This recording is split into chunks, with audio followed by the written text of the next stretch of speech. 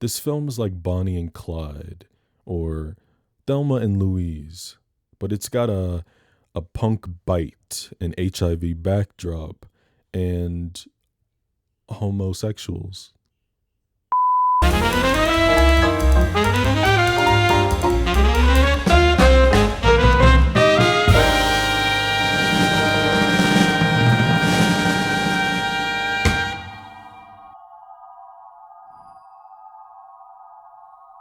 So The Living End is a 1992 independent feature edited, written, and directed by filmmaker Greggaraki. It follows two HIV-positive men, John and Luke, who go on this violent, nihilistic road trip to, well, nowhere. It's one of those no-plot type of films, which is not a lot of people's bag, while others can get on board with it.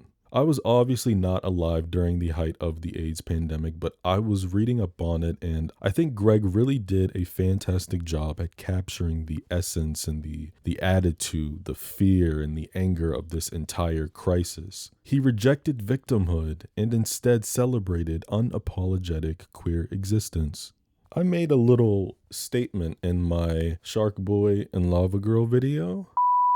I like all kinds of cinema. I like the God tier films. I like the great ones. I like the okay, and I like the bad ones, right? I was playing. I was playing. I was playing. Yeah, no, this movie kicks ass. I love it. I love the way it's shot. I love how amateur it is, and like as soon as I saw the first title, I knew this was something special. I fully retract that statement I made. I don't know why I said that. I think it was because, hold on, I just thought about something too. Let's get this out the way first. So I made a video about The Covenant, which is about, like gay male witches, right? And in the beginning of that video, I'm playing clips from all my other videos, but I'm gonna forget this. So we gonna talk about this first. Here's what I said. PG-13 is a curse. I don't give a damn. I said it. Name one great film that is rated PG-13. PG? Sure. Rated R? Thousands upon thousands. PG-13? Absolutely not. Papa dooda dooda pooda dooda dee doo doo doo bop bop and scooda bop bop and goo cow scoo cow ga ga ga ga ga ga ga ga ga ga. Y'all tore my ass up. And the thing is that I didn't even realize what I had said and what I had meant to say until I had published it. But then all the comments came in and I was like, so I said to myself, okay, I was going to address that when I made that video about it. But now that it's on my head, since I'm talking about statements I made in a past video, I did not mean to say all PG-13 movies are bad. What I meant to say in that specific case, that example, I meant to say that PG-13 horror films are bad. Half of my favorite teen comedy films that came out in the 80s were all PG-13. I mean, people brought up Lord of the Rings and Marvel, all that other stuff. That's not my bag, but I respect it, right? I mean, they're doing something right. They're egging it out. But yeah, no, I meant to say that I am really not a fan of PG-13 horror films. I get it. It's the PG-13 rating is something, it's strictly a financial move. These studios want to get more kids and more teenagers, more families in the theater to sell more tickets. And also I can say that, on the front of getting the younger generations, the younger crowd more into horror films, it's kind of like a gateway, But 9 times out of 10, if you say PG-13 and horror film in the same sentence, I'm probably not going to watch it. I like violence. I like blood. I like cussing. I like sex. I like, yeah. Anyway, I'm still going to make that video about my take on PG-13 horror films because I got a lot of shit to say about that. But okay, going back to Shark Boy and Lava Girl, I think the reason that I said that I referred it as bad was because before I rewatched the movie for this video, there's a scene that sticks out in my head, and I think it kind of just washed everything away in my memory. Like, it just turned me off so bad. And it wasn't anything graphic, you know, it was it was the acting. I'm gonna point that scene out when we get there. But upon rewatching, I did a complete turnaround. This film knows exactly what it is. It's punk, it's edgy, it's reckless, it's, as I said, amateur. It's a middle finger to the world. It's got this tasteful rage and dark humor. It's vibes. It's really just vibe. It's vibes, okay? Let's get into it. Off the bat, we hear the sound of spray paint with the title, An Irresponsible Movie by greggaraki. Talk about starting off a movie with tone. This is, yeah, I saw this in 2020 for the first time when you know what happened. I found it on the Criterion collection. I'm trying to think if I saw it on a list on Letterboxd or if I was just scrolling through it and I just watched it. I don't know, but yeah, that opening little line right there, I was like, that and the music, yeah. We kick things off with one of our leads, Luke, who's this early 20s degenerate who spray paints the world on some concrete. Not a lick of dialogue yet, and we already know what kind of character we're dealing with. The swig of Jack Daniels in the middle of the day, the wafers, the cigarette in his right hand, the Walkman on as he plays Godlike by the industrial rock band KMFDM. Vibes. And also, let me get this out the way. I'm gonna try not to say it multiple times throughout the video, but this man is hot. Yeah. Yo, morals, color, stigma aside, all that, I don't care. You're lying if you say he is not attractive. I don't care. The first time we see our second protagonist, John, he's headed down a Hollywood strip in an old Toyota. He's got a sticker that says "Choose Death," which is pretty funny, and you'll realize how it ties into the themes present. The phrase is straight mocking the Choose Life t-shirts and stickers that were popular all around the 80s and 90s. So while sitting in a doctor's office, we find out along with John that he's been diagnosed as HIV positive. The doctor is incredibly passive, as if he's telling people this at the top of the hour, which could be very valid, but I mean, come on man, like have some compassion. He just robotically tells John the regular routine and script of people live regular healthy lives, and this is not a death sentence. And we're fed most of this information in a voiceover style. But when we cut, we see John speaking into a tape recorder. Luke is outside hitchhiking. Very of the times, that is not something you see anymore, rightfully so, especially with all the serial killers and stuff that we've been through in this country over the past few decades. Crazy. But no matter how cute Luke looks, he's not getting a ride. So you know what he does? Yeah, he takes his shirt off.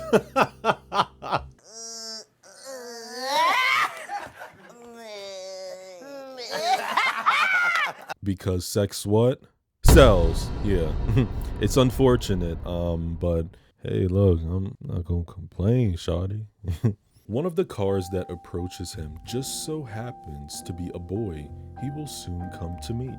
And he passes him. Well, live fast, die young, leave a beautiful corpse.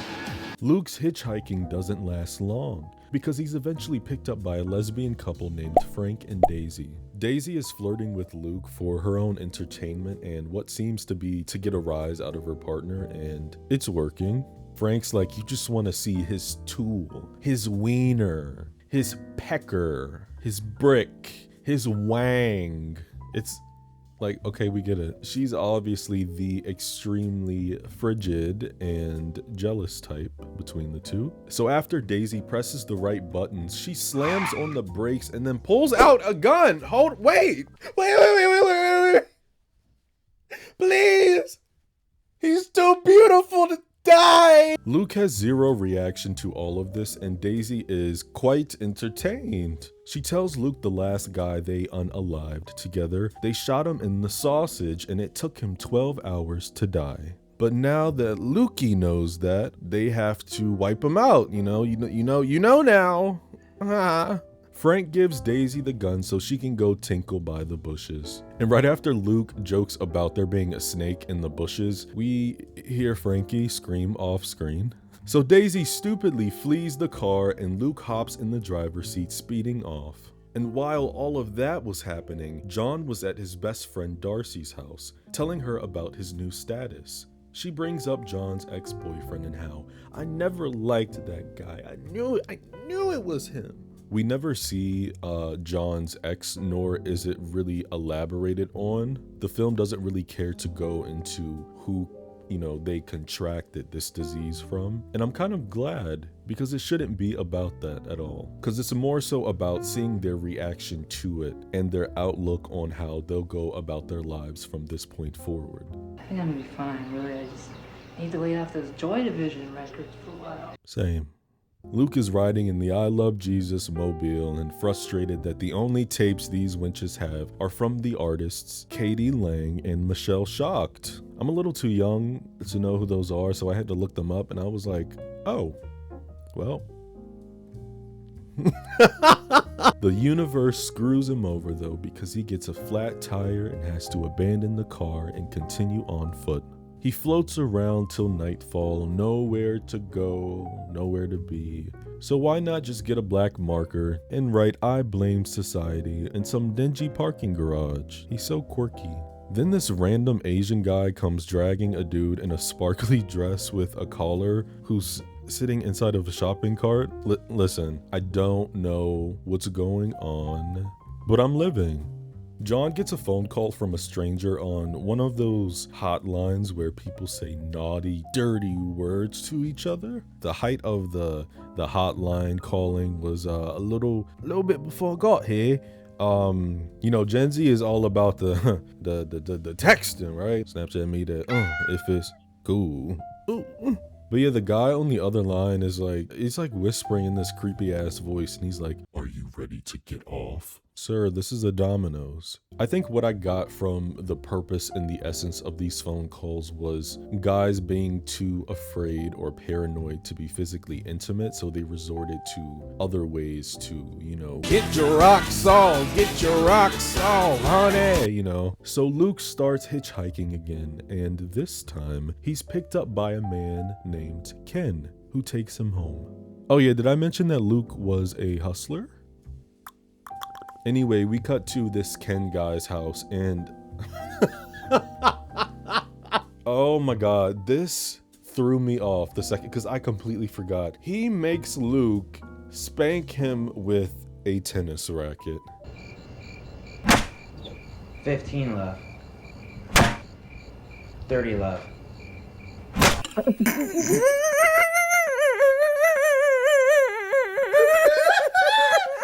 That is so funny to me. I'm not a kink shamer though, if you like it, I love it. After the freak session, Ken's girlfriend comes home, bamboozled to discover him in bed with a man. And Ken's response to her is, I relapsed into a phase. Oh. It's not the 70s anymore when being married to a bisexual was fashionable. Then she takes out a knife and kills him. Yo, so bizarre and so sudden, and I love it. At the 7-Eleven, a random man and woman are reciting the US Constitution from a book as John gets into his car. Meanwhile, 3 goofballs are wearing their sunglasses at night, trying to look intimidating as they tap metal bats in their hands and drop the F slur on Luke. One is wearing a drugstore cowboy shirt and the other is wearing a Sex Lies and Videotape shirt. So who's the real homo here? But Luke pulls out the gratata. Ooh, and even though they didn't land a hand on him, Luke shoots all 3 of them. And we call this go round and find out. Supposedly, John got back in his car to ride around and listen to his moody blues when suddenly Luke comes running into the street and he just plops in his car. Luke is like, go, drive, just drive. They were gonna kill me, man. And John doesn't know what to do. He's like, do you want me to call the police? Fuck the police. Wait, period. Wait. Wait. I like you, man. I like you. So since he doesn't want John to call the cops, John's like, okay, where do you want to go? And Luke says this cringy ass line. He's like, off this insane planet. And since he never gives him a definite answer with where to take him, John decides to take the hustler back home. But how am I supposed to know you aren't some sort of like homicidal maniac who's gonna bludgeon me to death and like rip off my CD collection or something? All he cares about is his CDs and his music. And you know what? I respect that. I didn't mention it because he doesn't address it until now, but that cigarette that's always hanging out of Luke's mouth never gets lit. Yeah, very Fault in Our Stars over here. It's a metaphor, see? You put the thing that does the killing right between your teeth, but you never give it the power to kill you. A metaphor.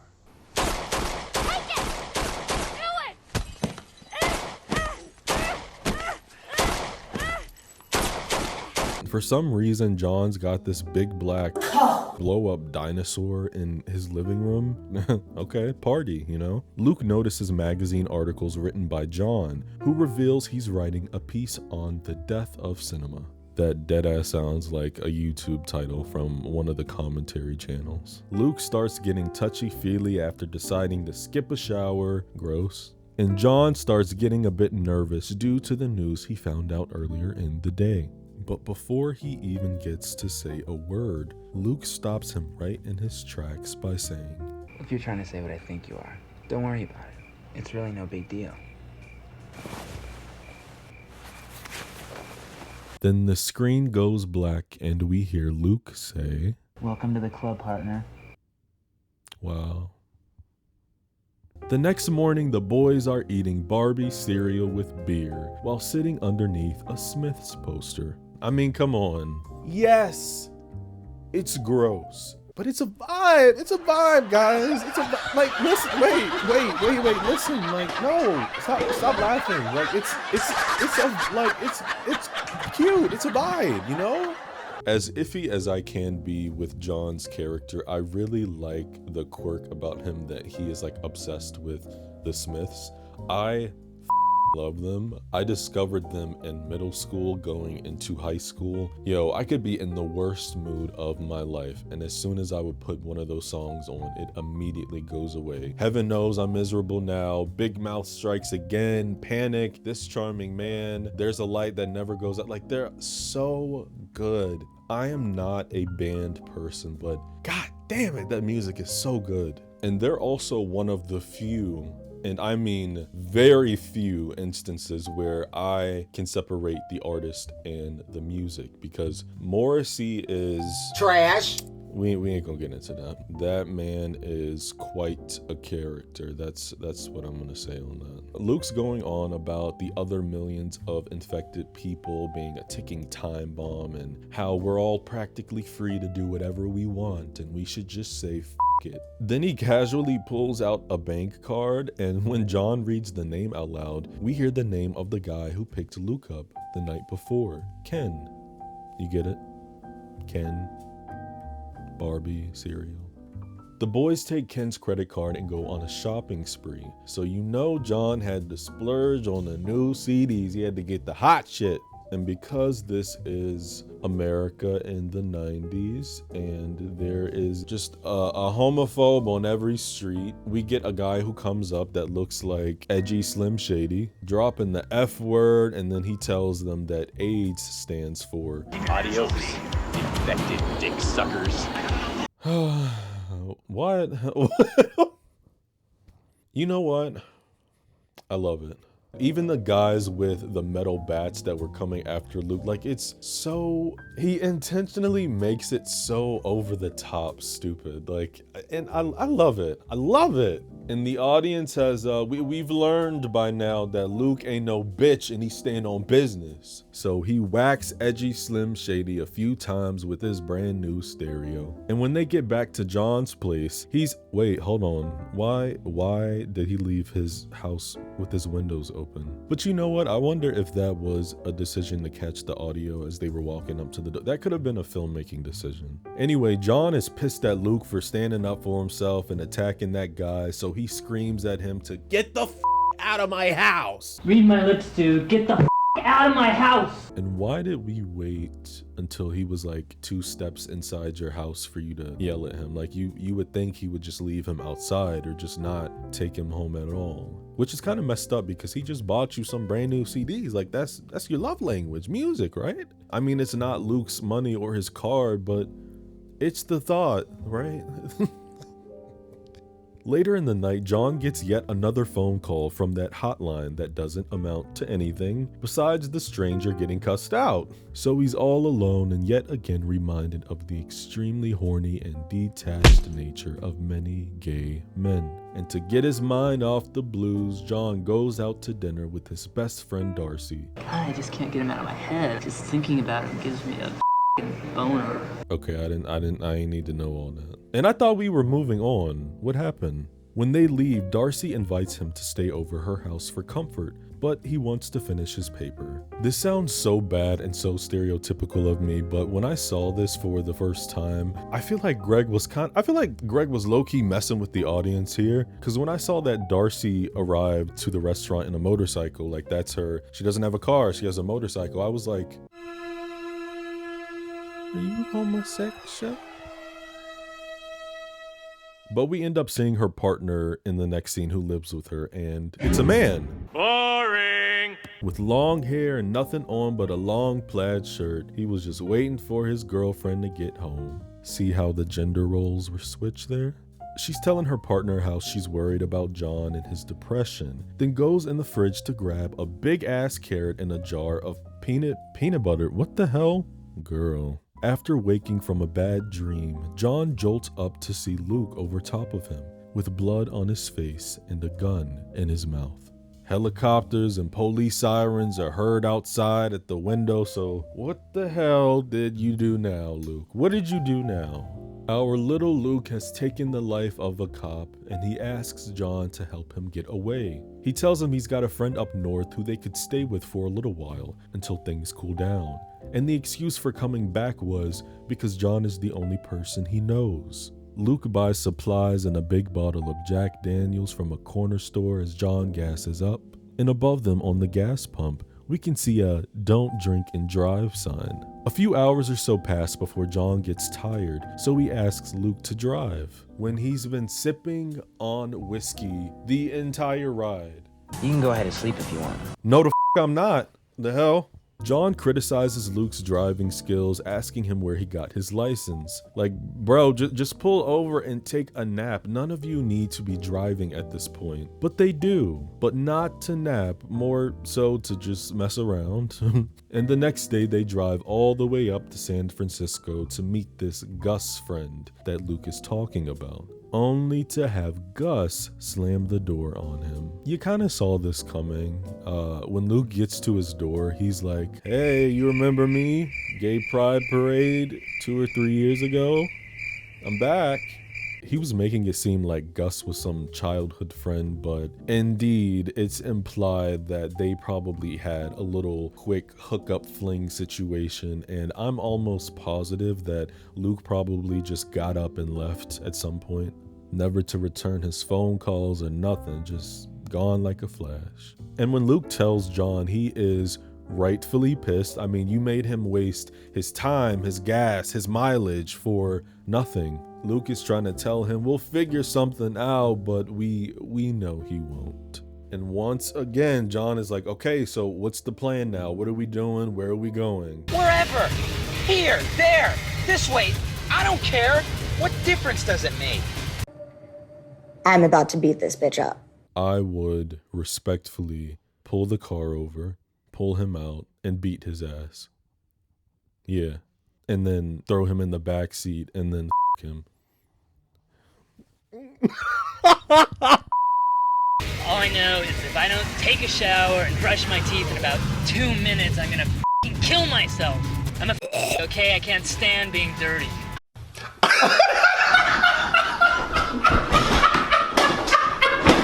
That was my favorite line in the entire movie. They do find a place for John to take a shower. They're in some, like, park or something, and Luke is laying on the car playing with his gun. Luke suggests that the two of them ride across the country all the way to Washington, D.C., and, well, I'll let him finish the sentence. What do you say we go to Washington, blow Bush's brains out? Or better yet, we can hold him at gunpoint, inject him with a syringe full of our blood. How much you want to bet they'd have the magic cure by tomorrow? John calls Darcy at a payphone, requesting she tell Alberto that he needs an extension on his deadline. Poor guy's rent was due last week, and all that rent money from your little movie critique articles are going toward survival for you and a boy that you met a few days ago. Think about that. All I know is that I have bitten off more than I can gag on, that's for sure. The lines in this movie are so good. So good. Luke is feeling cutesy, so he writes in black marker, John plus Luke till death do us apart. How sweet. At this point, there is zero plan. Luke just wants to go anywhere and screw, and John's reminding him that we are on the run here. And yet we never go into the specifics about the cop that Luke had shot. Like, were there any witnesses there? Because if there's not, what are you actually running from? Darcy visits John's apartment, and while watering his plants, she plays his messages. The first message is from the clinic, reaching out to John so he can get help and move forward with antibiotics. And the second message is a guy friend talking about concert tickets. I'm gonna keep it real. I don't know what the third one was. It was a female. I think it was his sister at the beginning. I got that part, but like the audio of the messaging system was so bad. In the middle of getting freaky in a motel, Luke stops and tells John not to blast off because he's got a question. Which would you rather die for? Sex or love? He doesn't answer this. The next day, John is being poetic, speaking his thoughts into his tape recorder while tanning, saying how this entire situation that he's gotten himself into is just some surreal quasi-dream within a dream.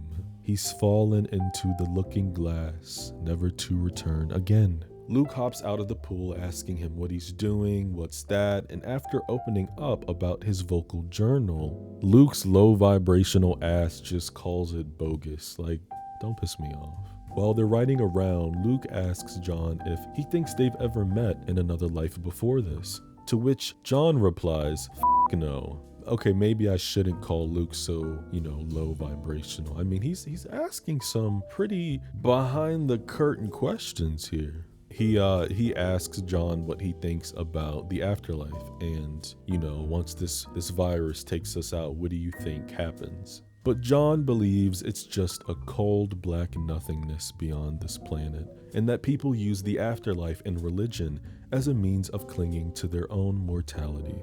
At another payphone, John calls Darcy again, asking her to pay his bills one more time. Just, I promise, this is my last time. Ain't no hi, how are you, what's poppin', just can you pay my rent? Darcy asks where he is, and this twink says, Wyoming, Siberia, Pluto, I have no idea. Being completely careless and disrespectful to the main person in your life who cares about you. And John clarifies to her that, he knows that he's probably made the worst decision of his life, but I'm just trying to take, my life day by day, life's short, blah, blah, blah. Take it day by day? What, have you been brainwashed by Scientologists? Clock him, because what the hell is you talking about? You just saying a whole bunch of nothing. Like, bro, y'all are about to be on the side of the road broke. This is not cute. Make a plan. Before the conversation ends, John tells Darcy that he'll call her in a couple days. A parking ticket causes John to go off on a tangent of police and authority, and after saying how he just wants to wring one of their necks, Luke sees them passing a police car and he whips out the gat. And this causes John to pull into a construction site, cussing up a storm and jumping out the car. I really do not understand this character. He is so wishy-washy. You're so back and forth. One second you want to be juvenile and carefree and just stay by day. But then when Luke matches the freak and then pull out the puka, you ain't about it. And then you turn into a I just want to go home. I want to go home. I want to listen to my Smith CDs. Pretend I never met you. Who the are you anyways? This is the one scene that I was talking about that stuck out in my memory of why I thought this was a bad movie. We could have did a few more takes. No, this is the best take we got. They get into a scuffle and Luke lands on top of him, telling him, if you want to go back to your HIV positive, I'm so happy hunky-dory lifestyle, that's fine. But be prepared to always have sex with a plastic bag and don't plan anything too far in the future. He's like, we're not like the others. We don't have much time. And this shuts his ass right on up and Luke plants a kiss on him. I swear, the first symptom, the first sign of anything, what? I'll just off myself straight away. We get a montage of conversation as the boys drive with visuals of the West Coast. They bring up the lead singer of Joy Division, Ian Curtis, and how he took his own life at 23 years old, but more so specifically the rumors about how he did it. And I'm not going to get into that here. You can look that up if you want. But then I don't know if you're going to see it because I think I tried to look it up. Because like I said, this was a rumor around the time. I don't know. Anyway, Luke also brings up the stories of senators who pass away while boning some chick. Then very abruptly asks John to take his life in the same fashion. We cut to Darcy, who can't get it on with her boo because of the stress of her best friend disappearing is just taking a toll on her. So she apologizes for the way she's been acting. And what a perfect moment for her man to just comfort her, tell her it's okay, we can work on this, or, you know, let her know that you're cheating on her. So she kicks him out. John starts showing signs of sickness. He's coughing every 5 seconds, so Luke gets him a hot drink and some chicken soup. They ride to yet another bank to collect some money, but not from John's account. No. The machine is out of order, so you know what that means. Bow, bow, bow. Whatever it takes. Now they're really on the run here. And you know John is going off. He tells Luke that he's a vampire, sucking the life force from his body. So Luke's like, all right, and puts the temple of his tool to his head and tells him to pull the trigger then. Get it over with. But John is all mouth, a coughing mess, slobbering out the mouth. He ain't about it, so he goes for a walk. He finds another phone to call Darcy, but she doesn't answer until he hangs up. Darcy is stressed out, tossing a box of styrofoam around, getting her angst out. But the phone rings again, so calm down, babe. It's John, and he tells her that he's coming home. Home. I'm going home. I just realized Luke's green bottle he drinks out of is a Ninja Turtle bottle. Vibes. When John returns to his car, Luke is just on the ground, staring down at his bloody forearm. Oh, can't leave this boy alone for 10 seconds without him doing something. Luke's examining his blood, saying how he can't even see the viral infection. It's just plain old blood. John curses him, takes off his t-shirt to wrap around his wrist, then tells Luke this is the end of their on-the-run fantasy. Luke then jumps up, happy hands with his pistol, talking about, you'll never, ever find anybody who cares as much about you as I do. Don't you see that? Again, waving the nozzle around his jaw like, calm down, crazy. But John is not scared. He tells Luke, you don't have the balls. So to prove him wrong, Luke fires the gun right next to his face, and John punches him, tackling him to the ground. John's like, do it, blow my brains out. But instead, Luke pistol whips his forehead, knocking him out before licking the blood on the side of his face. When John comes back to consciousness, his hands are tied, and the boys are on a beach. And you kind of get a sense of what is about to happen, but it doesn't necessarily do that. Luke pulls John's pants down, planting his leg up and pretty much forcing John to fulfill his wish of going out with a boner and a bang. It's strange. John starts screaming out, what are you waiting for? What are you waiting for? Do it! Do it!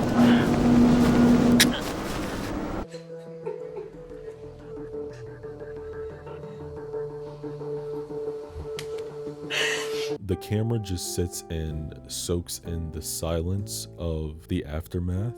John punches Luke in the face, belts himself up, and then walks out of frame. But then 2 seconds later, he comes back and he sits back down next to him, and then leans on his shoulder.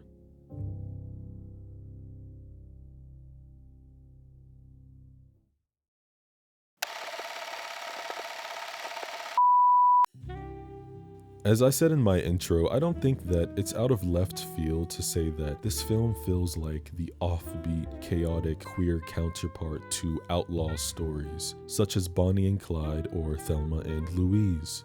Greggaraki was only working with $20,000, so just imagine what he could have done with $20 million.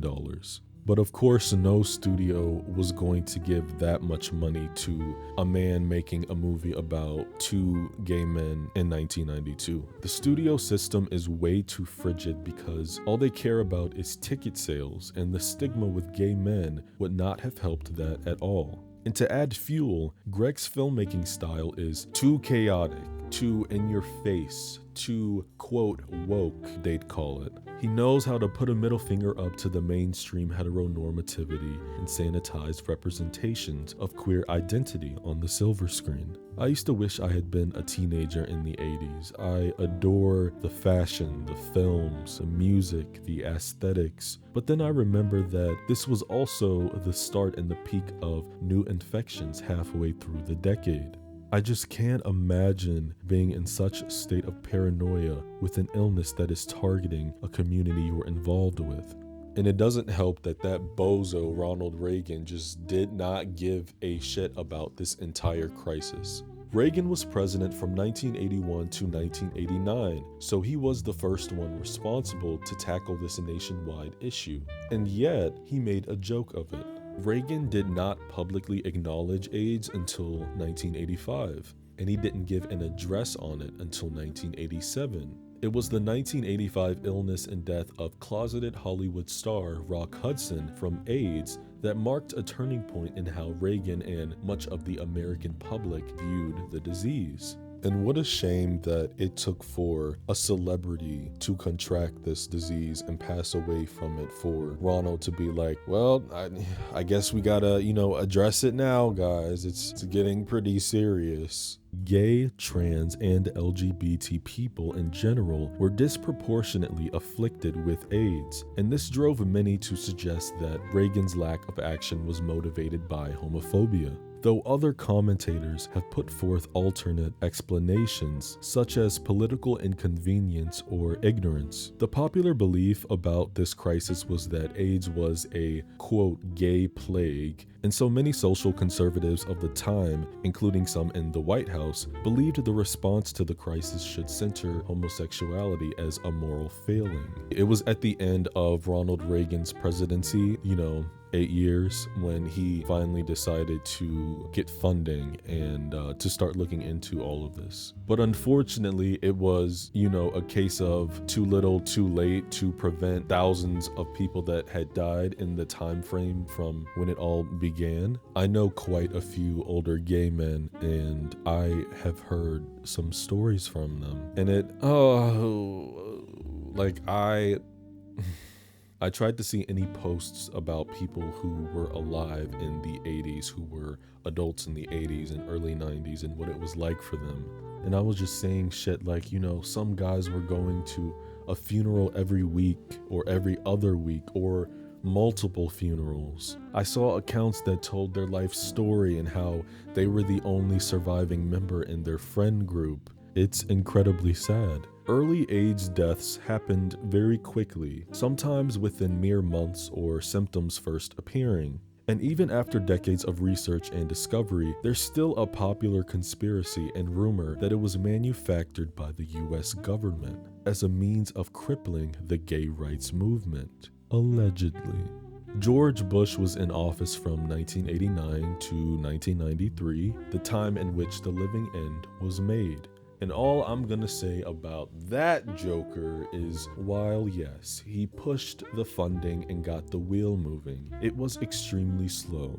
So you can imagine how frustrated the community was. From 1981 through 1990, over 100,000 deaths have been reported because of this immune disease, as reported to CDC by local, state, and territorial health departments. But the deaths increased throughout the 90s, peaking in the mid-2000s with nearly 2 million annual deaths. And since then, the number has dropped, with 2016 being the first year since the peak which fewer than 1 million people have died from this illness. Y'all know I don't like being political, but how can I talk about this movie and not bring up the HIV and AIDS pandemic, because that is the backdrop for this movie. The Living End isn't just a mere product of its time. It's a defiant scream against the erasure, stigma, and hopelessness that this entire disaster brought to the queer community. I mentioned from the jump the title card saying an irresponsible movie by greggaraki captured the right amount of punk attitude and raw emotion to this beautifully shot project. Every scene has such a pleasing angle. I'd be lying if I said I wasn't a sucker for style. The lighting is minimal and natural, and the film's road movie structure mirrors the unpredictability of our protagonists' lives. Directionless yet urgent. I'm extremely critical when it comes to showing romance on screen because of how unrealistic it is, and before you come for me, I know that's kind of the point. Film is escapism, but it also is holding up a mirror to society. There's a joke within the community that gay people move very fast in relationships, especially with moving in with your new partner that you met a week ago. But what did John say in the beginning of the movie? Live fast, die young, leave a beautiful corpse. After John finds out that Luke is also positive, it adds a whole nother layer of attachment, and I get it. That makes sense to me. Many people like that fast, dangerous, impulsive shit, and let's be serious. John's life was probably boring as hell, and he needed an adventure. Lastly, I'm gonna point out how Greg stylistically ignores scene transitions. Because if you watch it, at the end of every scene, there is about a 3 to 4 second pause, and honestly, it works. It doesn't disrupt the flow at all, because often the dialogue will flow into that cut to black and mix into the next part of the story. Thumbs up.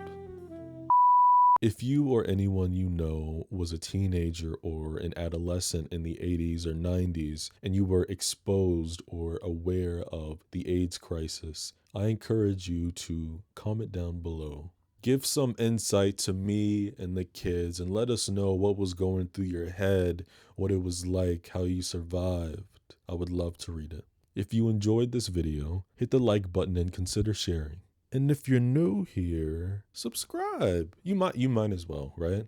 I've built quite a habit of talking about films that I personally feel like don't really get enough love. But I also talk about some of my favorites, which are some of cult classics, basically. I'm a big horror head too, so if that's your thing, then join the family. Thank you guys for taking time out of your busy lives to tune in. I hope you are healthy, I hope you are safe, and I hope you are getting tested. It's a battle out there. Choose your partners wisely. And wrap it up, Buttercup. All right, I'll see y'all later.